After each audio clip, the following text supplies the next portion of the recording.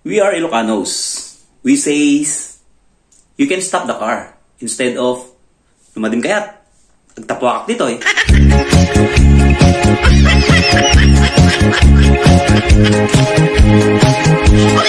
Thank you so much. As always. Bye-bye. Ohayo, konnichiwa, minasang. Konting kaalaman lang dito sa Japan regarding sa pagtatapon ng basura. Talagang napakaigpit nila dito regarding sa mga basura. Kailangan ng segregation. So, may mga date din, araw, kung anong oras tapon ng tinatawag nilang moe-origami, yung nasusunog, at saka moe-nai. Ibig sabihin hindi nasusunog.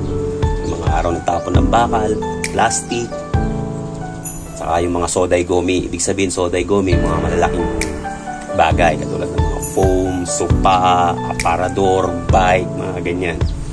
Tapos pag mga talagang mga parang mga machine, makina na itatapon mo, hindi mo pwedeng itatapon basta sa basurahan mo mismo ng apartment mo.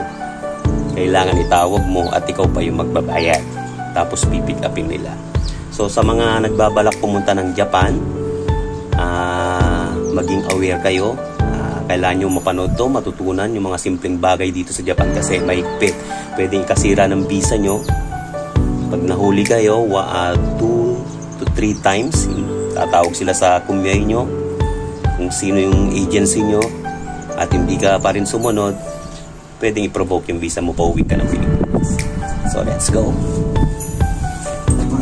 So, ito nga pala yung basura natin yan. So, where go? Sabihin, mandun yan, tapunan mo. Where go? Pag yung karton lang, pwede pero papalihan mo. Pero pag itasama mo sa moe-origami, kailangan puputol-putulin mo.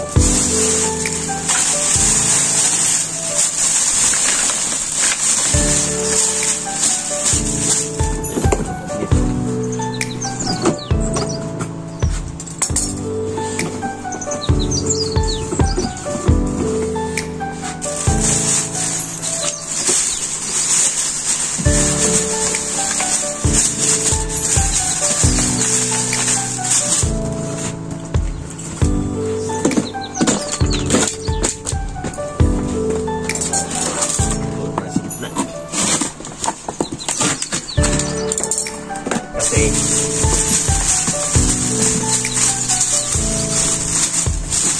once na hindi mo ginawa yan, hindi nila titigapin yung basura mo. Iiwanan nila yan.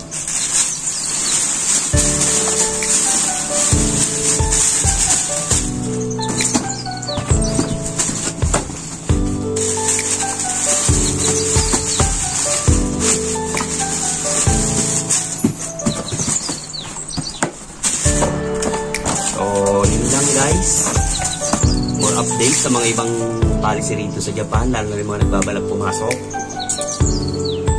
mga SSW. Good luck. Bye-bye.